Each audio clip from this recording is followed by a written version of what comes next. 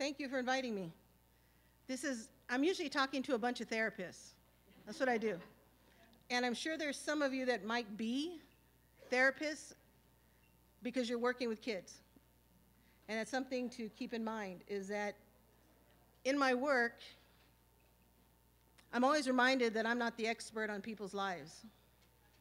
That I might be an expert at listening, and I might be an expert at inviting, but I don't know anyone's life.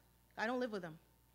I don't get it. And I can tell you that some of the communities that are being impacted by this program, one of them, my hometown of beautiful Lenox, is probably one of the most violent communities there are in Los Angeles and possibly California. And I'm alive today, I believe, because I went to my lizard brain a lot, because survival is the most important thing in that community. It's definitely a privilege to be able to think and be mindful. It's a big deal right now in therapy land to be mindful. And I have to remind my colleagues that therapy land is in the shape of Europe. It's not in the shape of Lenox. And it's not in the shape of Mexico. And it's not in the shape of Africa. It's not in the shape of any other country. It is based in an idea of people who came from Europe. And the country that I'm from is the United States, wasn't the most welcoming place in the world for me. And it still isn't in most cases. Because here's some things about me. Coming out of Lenox, which is probably, I would say, more the reality than the exception, is that a lot of us ended up in prison at some point. And with my family, here was the expectation of the family, which is really, looking back, it's really sad. But we always had bail money. My father was the bail handler.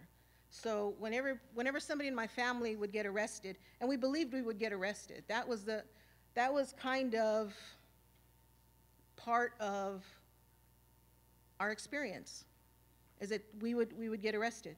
And being able to bail out was really important, because what my father did know, my father was an immigrant, so you know he wasn't treated very well coming to this country. We knew you could fight your case better outside of the jails than inside. And so we thought that was a very important thing. Today, and they calls me a therapist, right?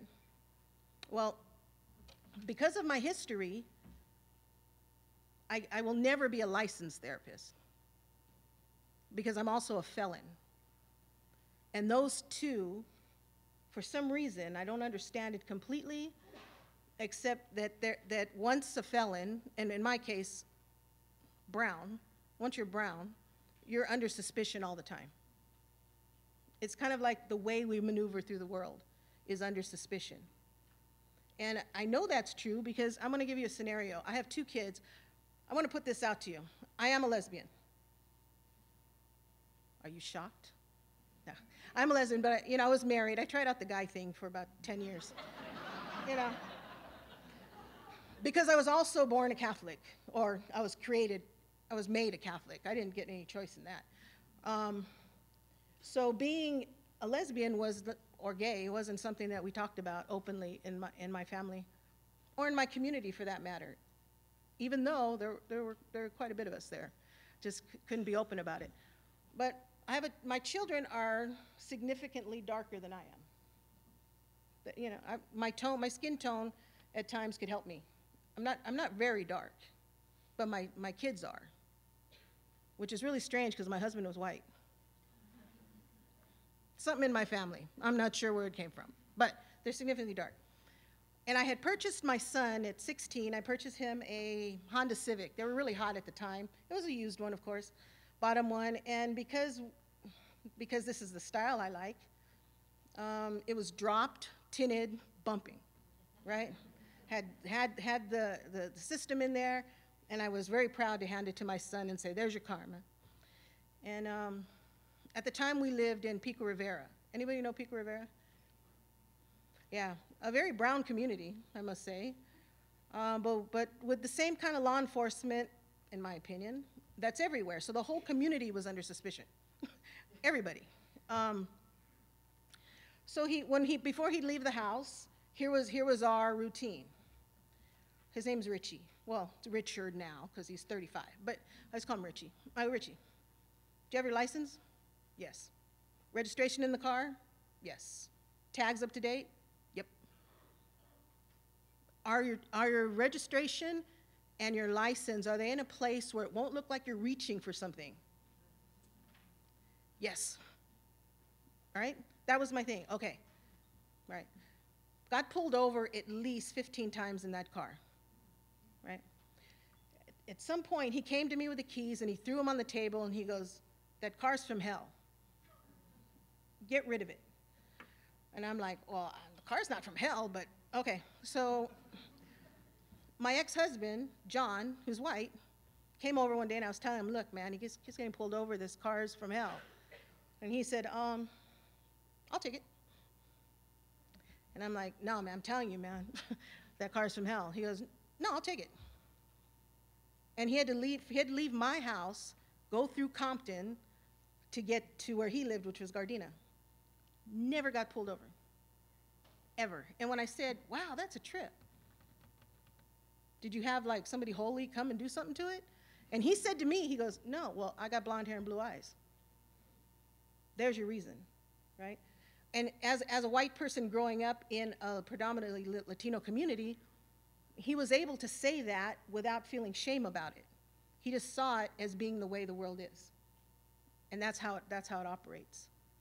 And when I talk this way, I don't mean to offend anybody, and I hope you're not, but I gotta say the world is just different for different people. Some of us have to live our lives knowing that we are seen through a different lens all the time, right? And I wake up in the morning, and my therapist colleagues don't believe this. Majority of them, like say 90% of them are white, out of Westwood, Brentwood, Santa Monica, you know, those really safe areas, right? That I say when I wake up in the morning, I remember that I'm brown. When I look in the mirror, I go, damn. You can get it, you can get through this, let's do it. Because I go all the way to the west side. I now live in Walnut, a very nice community, mostly Asian, and very low in crime. But I feel kind of out of place there, a lot. Because I grew up in a community that was very chaotic, very intense, where you could be in your house and hear the violence next door, or hear the violence in the street. And so for me, as a person who I'm now 54, I'll be 55 in May, is that, and this is, I hate admitting this, but violence will always be an option for me. It will always be there, because I know it, I've used it, and I've been the victim of it. And I'm very comfortable with violence. I don't love it, I don't want to perpetuate it, but I understand it, and I understand the kids that I work with, the communities that I serve, are dealing with violence on a constant basis.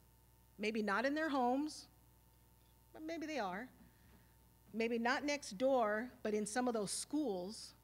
My school it's no longer there. I was in Lenox High for a little bit, no longer exists. Went to Hawthorne High, which was the home of the Beach Boys, which was really weird to me, you know. Like, I'm coming from Lenox, where we were like bumping stuff, and then I go to this place where it's really rah, rah, rah, you know, kind of thing. And within the first month that they closed Lenox and we moved to Hawthorne High, in the Hawthorne Cougar was an article that actually stated that our school has been ruined because of the closing of Lenox High. Now, if you're on the receiving end of oppression, what do you think we read into that? Yeah, so, you know, then we had a riot.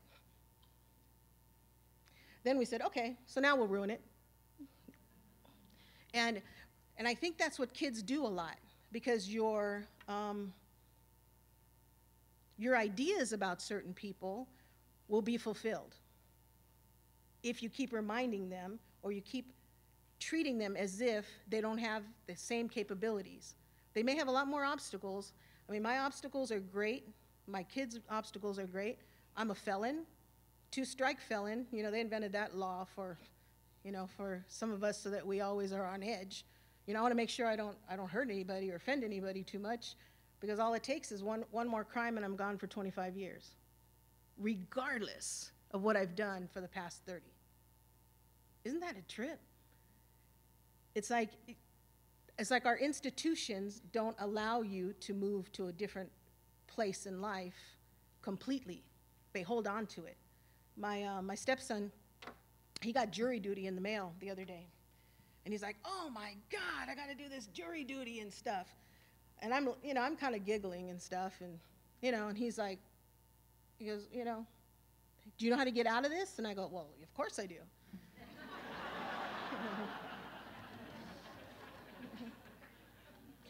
I said, but I don't want you to do this. But commit a felony and you'll never serve on a jury again. So if you really hate being on jury, commit a felony and they'll never call you back again. And what that says is now, for me, the system is set up to keep people out of certain things like jury duty, which, okay, I'm not going to cry about it, to be serious. But maybe I should, because when I had just turned 18, I was convicted of a crime. I only went to county, no big deal. When I went to county jail, it wasn't a big deal. To me, it wasn't. I don't know if any of you want to go, but it's pretty interesting. So I did 6 months there for a crime I did not commit. And there's really no reason for me to tell you that a lie. I mean, it was like years ago. I didn't commit it. But the jury who tried me had no concept of my life. They had no idea. And the minute I walked into that room, and, okay, so I'm clean now, right? I'm clean. But I was sleeved, tatted, gangster, all of just neck, everything. I was scary. I admit it. I was a scary person. I was also I was a person in a lot of pain. I was a person who didn't know how to express myself, because in my community, here's what's not okay. Weakness, sadness, vulnerability, expressing yourself, letting them know that you got hurt.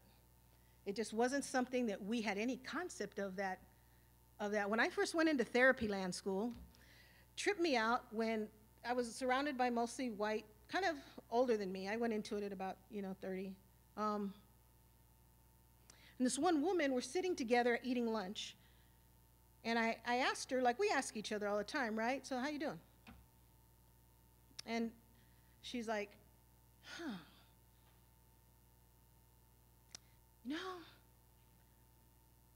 feeling a little vulnerable today.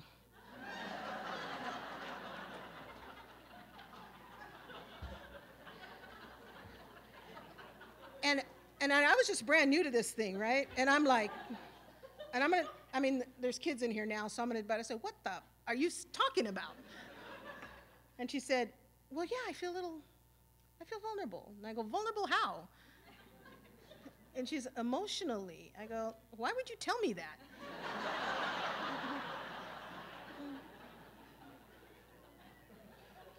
Why would anybody tell anybody that? And she's like, well, I don't understand what your reaction is. And I said, well, because where I come from, being vulnerable is dangerous, right? It's dangerous. And so all these ideas that are kind of taken, I think, for granted by some communities and some people are just so foreign to the kids you work with, right? Like, I'm going to give you another concept. Respect. Huge, right? Have you worked with kids? That respect is like paramount over everything.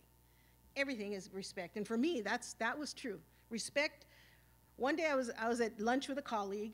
I really feel sorry for my colleagues now, in a way, because, but we're sitting at a place. It's not there anymore. It was called Mo Better Burgers on Pico and near Fairfax. And they had the best chili burgers anywhere. We're sitting down, and they talk too close. I mean, they like lean in and, you know, they're trying to hear every word I say and stuff. And she's leaning over with her chili burger. And I'm always wearing white kicks all the time. I wear white kicks all the time. And like I have like 6 pair of new ones in my closet all the time. So I switch them out, you know, make sure they don't dull up or anything, right? So I'm there sitting with her and she leans over and chili falls on my shoe. I'm glad about the reaction because, yeah, because what she saw happen was me stand up, push the chair back, flip the table, and say, "How dare you?" You know, and I get, you know, I'm kind of big, but I get really big when I'm pissed off. And I swear I was looking down at her, but you know, she was much taller than me. But I was like, and she's like, "Oh my God," you know. And she said, "What just happened?" And I go, "That was on purpose. You did that shit on purpose." I go, "You don't see me? You don't," I mean, it was like that kind of reaction of like, how dare you not know I'm here? And so, you know, she had to go to therapy, I'm sure, right after or something. But I started thinking about that reality for me because years later, in a gas station, I'm pulling up, and this is when gas was like, you know, nobody cared, you know? So I'm rolling up in my big, you know, Expedition, bumping, of course, through the gas station. There's a gas station in Whittier that has always the lowest gas prices. If you want to go, I'll tell you where it is. There's real low gas prices. I pull up at the same time as this little Honda pulls up with this little gangster. I knew she was a gangster girl, you know. We know, you know. And she pulls up, and I pull up, and we're at the same pump. And I jump out, and I just, you know, casually just grab the pump, and she's like, "What the fuck?" Sorry. "I was going to get that pump." And I'm like, "Well, I got it," you know? And she's like, "Well, I was going to get it." And I go, "Well, sorry, I got it," you know? And this is how I talk to her. And I was being very disrespectful to her. In her consciousness, in her context at that time, I said, "Well, you know, you can fill up your little Honda later." Ooh. You know, I put that thing in, started filling up my tank, and she put her hand on my shoulder, like to do something to me. Well, she didn't know that I was also a gangster, because I was, you know, I wasn't dressed like, so I pushed her and I said, "You don't want to fuck with this." That was my response. But what I thought about later was she felt I didn't see her. I didn't acknowledge her. I didn't at least talk to her. All I did was push back. And what do you think she ended up doing? Coming back at me, right? To the point where I'm like, "Oh man, like I'm in the middle of something. I'm gonna have to handle this right here in public, and I have 2 strikes, so you know, decisions. I got in my car and left. But for the next 2 weeks, I felt like crap. Why do you think? Because I walked away. Yeah, I walked away. I walked away from a confrontation that historically I would win. I would win that. Physically, I'd win it, and kind of like with my intimidation abilities, I would win. But I felt like I had lost. And for the next 2 weeks, I'm talking to other homies that I know that have grown up and are surviving and stuff, and said, "Man, I don't know what to do with this." And they're like, they go, "This is our struggle every day." I was struggling back there. I'm standing in the back, I'm going, "Damn. What if I say something wrong and get them really pissed off? How am I going to respond to this?" Right? I'm always thinking like where I'm at, who I'm seeing, who I'm in front of, who I'm talking to, because it's very important to me that you get these messages. And if I don't say them in a way that you can take them in, you're going to walk out. Or you don't have to walk out. You can just, you know, shut it down. And I think that's what a lot of our kids can do when we're working with them. It's like if you come at them a certain way, they don't have to leave. They can leave, right? They can leave emotionally from you. And that's what my work is all about, keeping them connected in some way. And that means to me, I have got to always put the expert knowledge with them. Even though I know I'm teaching them something. I teach them about anger management. I teach them about verbal communication. I teach them about how not to engage in a violent way. How I do this, but I do it in a way where they can get it. Not my way as a 54-year-old adult, but I want to know how they have to live every day. Right? What do they deal with every day? I know in my home, my house was like, it was danger land. It was danger. I'd be at school, junior high in particular. I'd be in school and I'd be like, damn, how's Dad gonna be today? You know? I'd come home and he'd beat my mom. I mean, that was my dad's thing. And I don't hate him for it. I know that he was dealing with the emotional results of oppression every day. As a person who immigrated here, who didn't speak the language very well, who was poor, dealing with somebody who's his boss who talked to him like crap every day. And what could he do? He had to take it. So he'd come home, and who were the recipients of his rage? The family. And the community in a way, because my dad was also the guy all cut, you know what that means? All kind of puffed out, you know, he worked out and stuff, watering the lawn, you know, hoping somebody would mess with him, you know, all the time. You know, he'd be watering and somebody walked by and he wouldn't stop the hose, like daring them to go through it, you know. And that was my teacher growing up. And you know what? I really admired him for that kind of power. That was the currency of my neighborhood. It wasn't money. We didn't have it. It wasn't items. We didn't have them. But what we did have was intimidation and power in a way that people would really respond to, in a way that really made us feel empowered. That's why gangs continue to exist. We want to re-empower ourselves, right? When I finally got to an age where I understood the anguish my mother was going through living with my father, when I finally got to an age where I could stand up to him, I started thinking about how can I equalize this power? And I know I didn't think about it that way, but I was thinking, I gotta stop this. My mother doesn't deserve this. So I joined the gang. I joined the neighborhood. And I started telling the homies about what was going on in my house. And they're like, yeah, it goes on in my house too, but you know, my dad doesn't mess with my mom anymore because of me, because now the boys are bigger and able to stand up to him.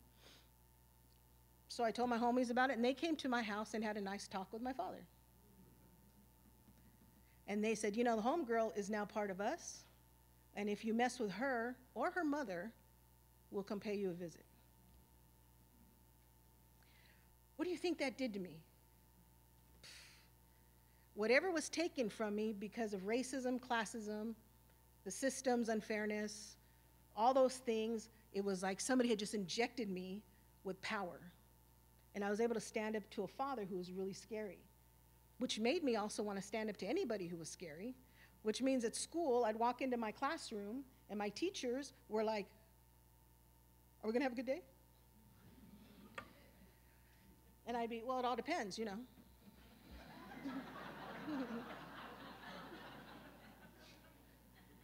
Are we? You know. So and every summer, and I know all of you are teachers in here mostly, right? Teachers, yeah. I know every summer, when I would leave school in the summertime, I would tell myself, you're not going to go back and start any problems. You're just not. You know, you have a different year. You do want to graduate. This graduation thing is important. You know, we're going to do this thing, man. You know, so I dressed a little different, maybe. I was still thugged out, but a little different. And I come in, and I came in with kind of like this feeling of, you know, a new day, right? And I'd walk into the classroom, and every year, I'd walk in, and the teacher, you could see the anguish on their face. I'd walk in, and they'd be like, oh, my God. And I'd be like, oh, yeah. Oh, my God, you got me. And I would make it the most miserable week, day, month, because I was hurt. Does that I was hurt. And I didn't know how to deal with the hurt of being categorized regardless of what my intentions were, right? And I think a lot of us go in with intentions and we're shot down, right? How many of you are in relationships? Dang, isn't that weird? Isn't that hard? Like you have an intention. Like, do you ever sit there and go, I'm going to have this conversation. I'm going to be as mindful and pleasant as possible. I'm going to think about their feelings, and I'm going to use only I statements, right?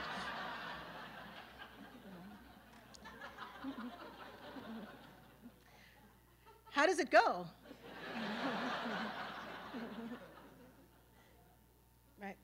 So if you're a child growing up, and I was one of them, and I'm sure there's many more that you work with that are dealing with constant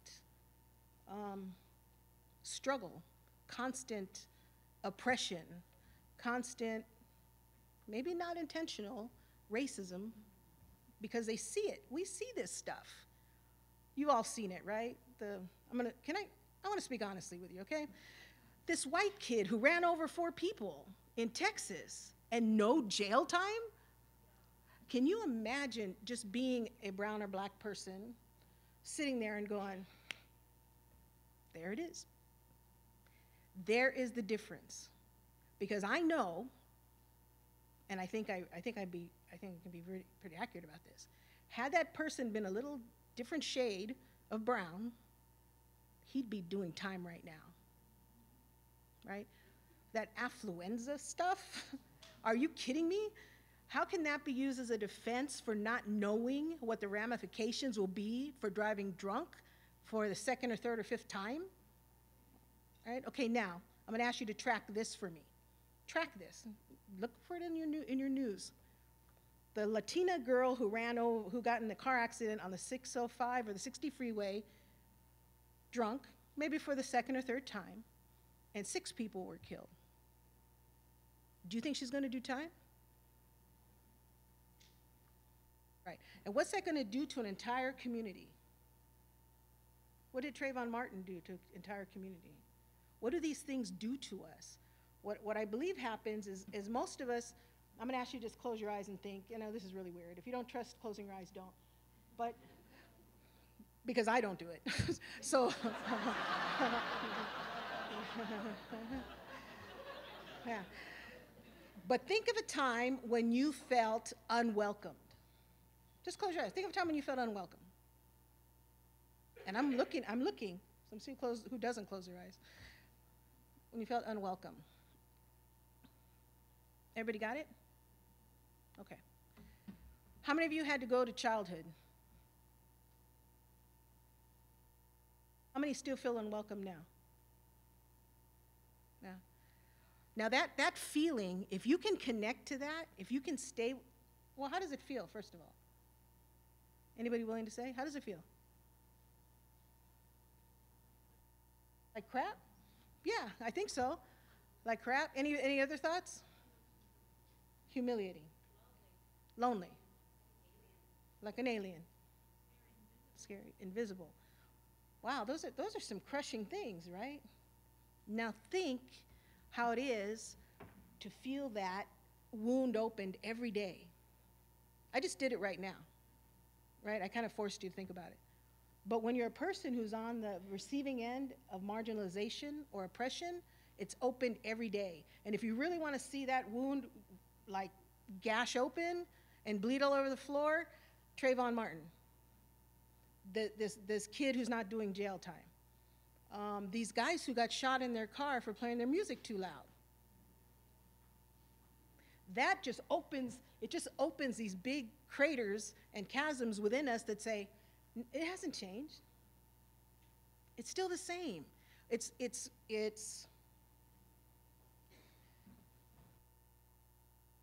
kinder sometimes. More people know it's happening, but it still doesn't change how it feels to those on the receiving end of it. And those are some of the kids you're probably working with, are kids who know. They come into this world thinking opportunity is equal. Because your parents tell you that, right? I mean, my dad told me that too. You can be anything you want to be. Just don't go in that part of town, though. You know, stay away from over here, and don't trust those people. I mean, that was his thing, because that was his experience. I remember being, okay, does everybody know where Lenox is? Yeah? No, okay. So Lenox is one square mile. It's in between, like Inglewood, Hawthorne. On this side is like, I don't know what's on that side. The 405 freeway or something on this side. And on this side would be Inglewood, right? But it's 1 square mile. And when I was growing up, it was on the newspaper. Per capita, the most gang in impacted community in the nation. In the nation. And we were on top of each other in that community because they're mostly apartments. There's not a lot, there's a few houses, but we're on top of each other in that community, and we're pissed off because we're poor. How fun is that place to be? What happens in that community? Not much. And on top of that, some of us were filtered into these schools in a place called Holly Glen. Doesn't that sound cute? Holly Glen, you know? If you lived on the south side of El Segundo, then you got to go to Holly Glen schools, right? So I went to Holly Glen, and this was really a trip, because I remember walking. We were on the county side, right? We're in the county. We'd have to walk alongside the 405 freeway, you know, to get to school, and we'd go through this tunnel, right? An overpass thing. Go through this tunnel, and we're in Holly Glen, and Holly Glen had color. There was greenery everywhere. Big old houses, a park that actually had equipment, right? And the schools that looked, I mean, they were nice. And then we go back to our community on the way home, because we knew we couldn't hang out in Holly Glen. I mean, we just couldn't hang out in that park. We'd have to come back to our parks. Lenox Park, you know, those county parks that are there that have nothing. Even the equipment people, what are they called, the rec leaders? We'd be standing there go, hey, we want to shoot some hoops. Ball's flat. No pump. Equipment's not in. Oh, that ball never came back. You know, all these things, all these resources that we didn't have, that we could see clearly just under the bridge, right? We came home really pissed off a lot, because when you are that close to the resources that your community is not given, I think it's different if you're like just, if everybody's poor. But we knew people right across the bridge were not, and they were treated different than we were, and we noted it. It's part of my consciousness every day. I was talking about, I did another training yesterday. A bunch of therapists, which I love them dearly, but you could see them kind of like, whoa, this girl's intense. But I don't work for Hyundai, so I'm just letting you know. But I have a Hyundai Santa Fe. Love it. Love my little car. Went to the dealer, and I'm an observer of people. I observe things, right? And I'm sitting there with my Kindle, HDX, really cool. You got to get one. Okay, playing my Kindle, and this white guy. Is anyone offended by the term white guy? Okay, I'm gonna use the term white guy. White guy walks in, and there's a brown guy on the couch. Is anyone offended by brown guy? Okay, brown guy on the couch. Both of them, if just visually, around the same age. I don't know for sure, but probably in their 60s. Brown guy on the couch, shorts, looked like golf attire. He had even the polo thing going on. White guy walks in, same thing. Walks in, same way, cool tennis shoes, everything, walks in, and he's standing around, but he's standing, brown guy's sitting. He's standing around, he has to talk to somebody, I guess, I don't know. So he goes to brown guy. He goes, so what do you got going on here today? Brown guy said, oh, getting my car worked on. The white guy is like, me too. Hyundai Genesis. Top of the line, one of the top of the line cars for Hyundai, you know? And brown guy is like, I have a Genesis too. And white guy, like, I swear, and look, he went. He did. He physically went, you know, and he goes, what year? Brown guy's like, 2012. White guy, 2013. Right? White guy, fully loaded. Brown guy, and navigation. Right? White guy is like, I mean, he looked puzzled. He's like, this isn't making sense. Like, what's going on here? And they said, well, I'm planning on walking out here today with a 2014. And brown guy said, well, the body style is going to change in 215, so I'll wait. And I'm like going, I'm like keeping score. Bam, bam, bam. Right? I'm keeping score, and I'm like, go brown guy, go.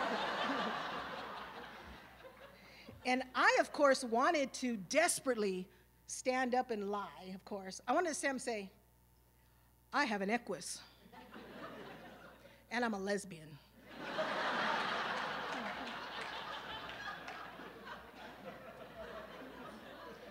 I mean, everything in me was saying, do it, do it, do it. But I didn't want to hurt the brown guy either, because he may have been like thrown off into something. So I just kind of want you to know that we live in this. Does that make sense? We live in this and we see it. I was in El Segundo. I only got a few minutes, right? Okay, I was in El Segundo. I was probably about 16. I had a Mustang. My father was a mechanic, so when people didn't pay for their cars to get repaired, he just bought them. And he gave me this really cool Mustang. Beautiful. Of course, I dropped it. At that time, the candy apple red, you know, whole thing, white top, rolling through El Segundo with my homies, coming back from the beach, coming through, and these two motorcycle cops come up on either side, right? And I knew I wasn't doing anything wrong, you know, except, you know, we were brown. But, you know, and they stopped us, and he just leaned over into the car, and he said, you should leave. And I go, I should leave? What do you mean? He goes, your people don't belong here. This was probably in the 70s. No, 80s, maybe. Let's see. Yeah, 70s. And we were in the car, and my homies are like, what the fuck is that shit? Sorry. He just told us we couldn't be in El Segundo. And I go, well, we probably should leave. Because what he was telling us was, they're going to come get us. They're going to mess with us. They're going to harass us. They're going to pull us over for no reason. But they'll find something. I mean, they always find something, right? Oh, this is fun. How's it for you?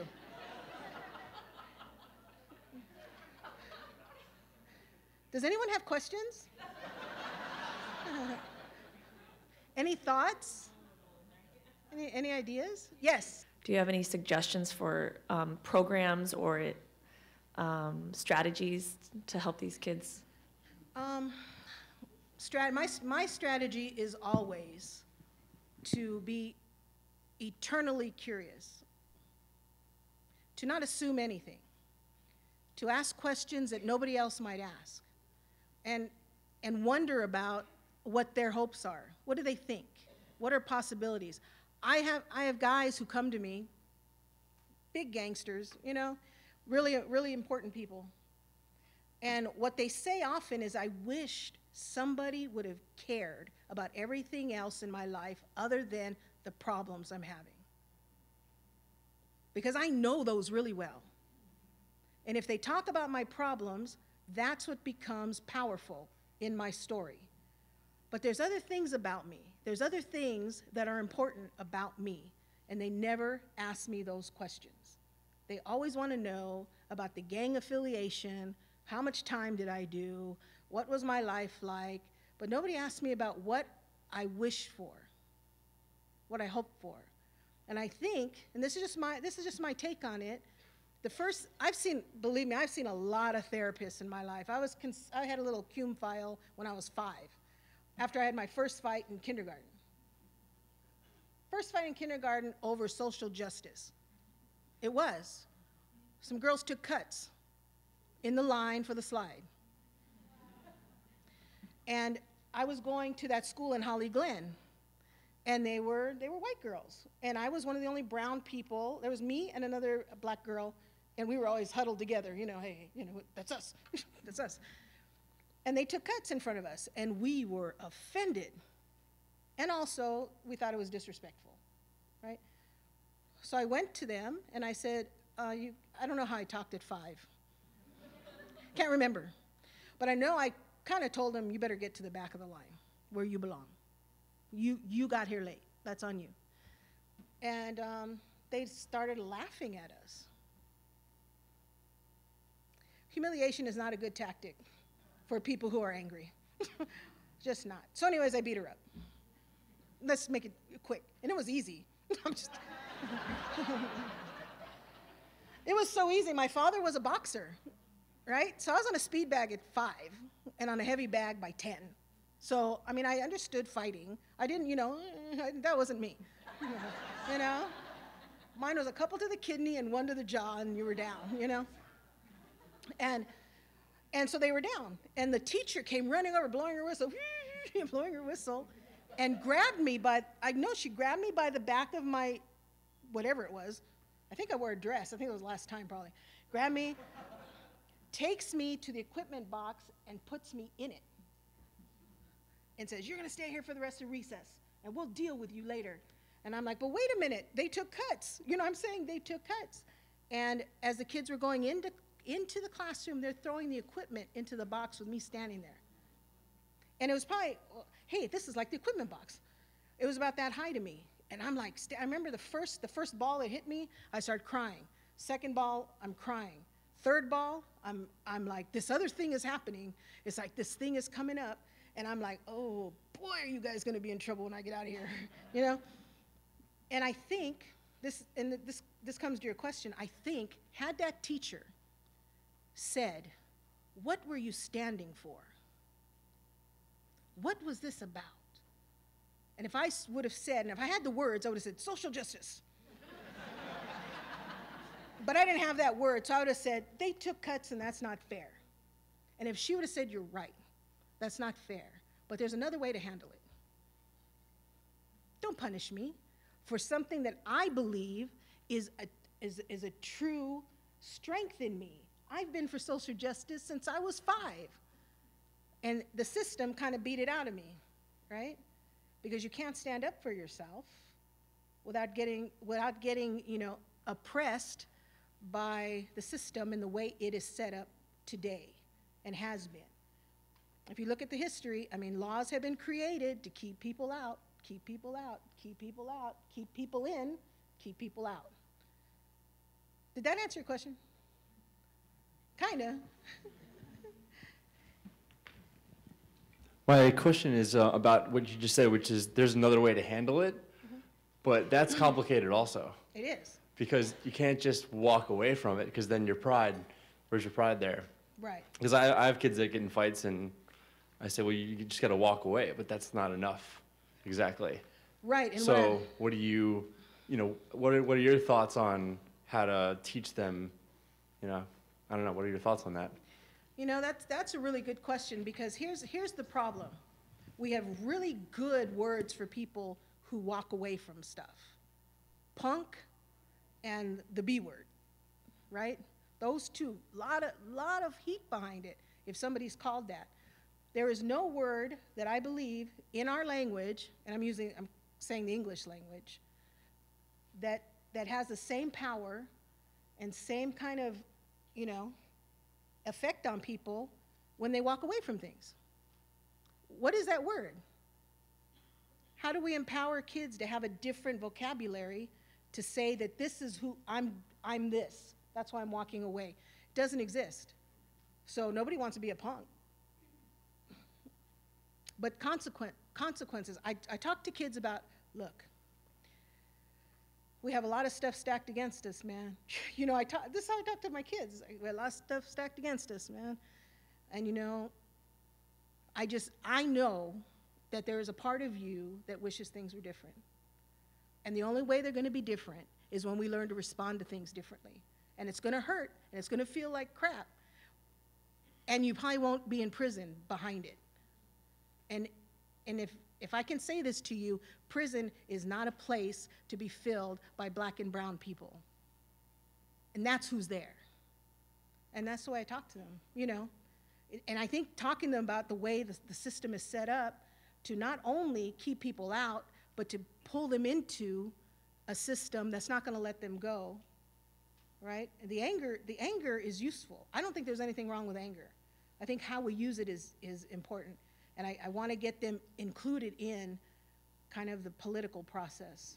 That's always my goal, is to politicize them and get them like into a movement that's nonviolent, but also honest, right?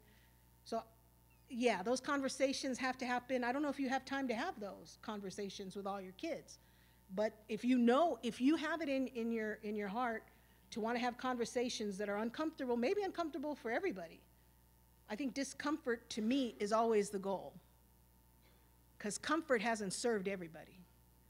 It served a few, but the majority of people are uncomfortable every day. I'm done, you guys. Sorry.